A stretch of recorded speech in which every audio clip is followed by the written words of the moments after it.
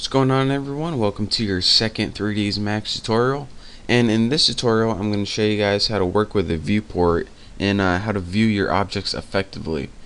So I know I didn't teach you guys how to create objects or anything, but we're going to need one for this tutorial. So in the next couple tutorials I'm going to show you guys how to create objects, but since we need a quick one for this tutorial, just follow along. Go ahead and click teapot right here and make sure you have your select object. And then once you have teapot selected, just go ahead and click the middle of your perspective viewport and just drag from the inside out. And the more you drag, the bigger your object gets. So just go ahead and make a medium-sized one, and bam, we have a teapot. So that's your one quick tutorial on how to create an object, and that's all you get for now. If you want more, you have to watch later. This tutorial isn't about creating objects, it's about viewports. So let's get to viewports. So as I said in the last tutorial, each viewport 1, 2, 3, 4 is for viewing a different angle of this teapot in this case. For example, this one's the top view, front view, left view, and perspective view, which is pretty much your custom view. And you have this little thing, and this is called a view cube in the upper right hand corner. Now a view cube is what you're probably going to be using a lot to get different angles when working with your object. So for example, you can see that this view cube has a little thing that says front, left, and top. So if you go ahead and click front, you go ahead and you get the front view. You can go ahead and click one of these corners also to get different views. And aside from just clicking it to move it to a new position, you can also hold your mouse down on the view cube, and don't just click it, hold your mouse button down and drag it just like this. And when you drag it, it rotates to a custom view. And if you just want to rotate it and you don't want to go up or down or anything, you can go ahead and click this little circle right here, and when you scroll your mouse up and down, or left and right, it doesn't really matter, then it changes views and it only rotates it. So what I usually do most of the time is just click and drag the entire cube, so that way I have total control over it. But aside from this, you also have a house in your top left corner, and this is your home view. So go ahead and click this house right here, right next to your viewport, and this always brings you back to home. So if you're working with a weird view, like something modeling it down here, you can go ahead and click the house and it will bring you back to default. So this is called your home state, and it is pretty much your default view.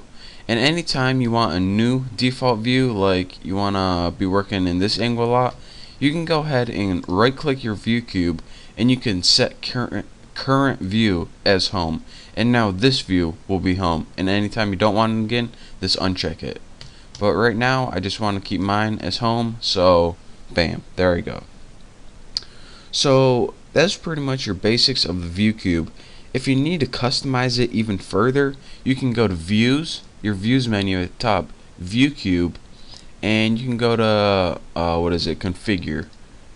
So this lets you configure the view cube, like things like the size of it, opacity, snap to closest view, but I just like to keep the default since I'm teaching people in these tutorials. So well, that's all you get.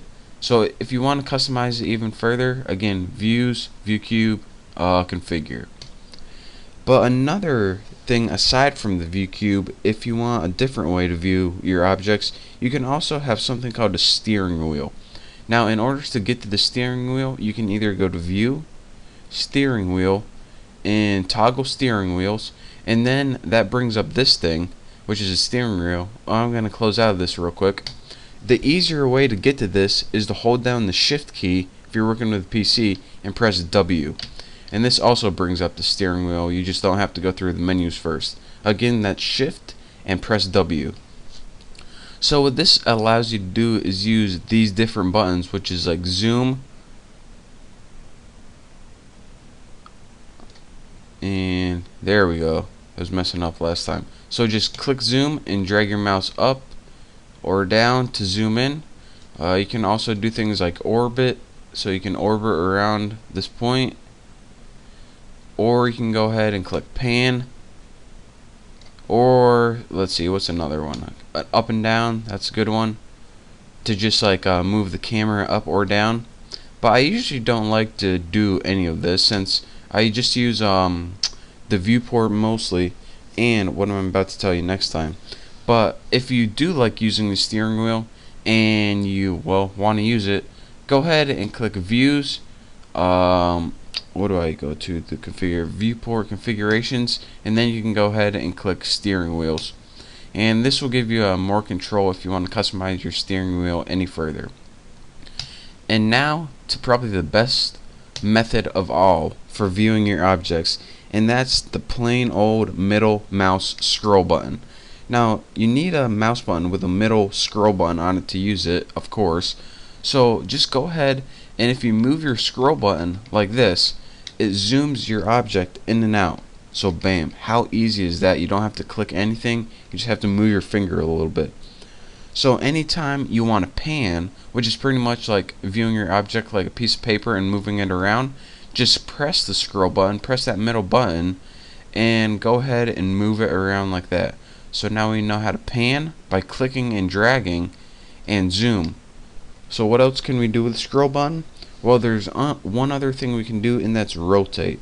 And if you press the Alt tab on your keyboard, and I know you finally got to bring out your left hand, if you hold down Alt on your keyboard and click and drag just like you were panning, you can rotate it.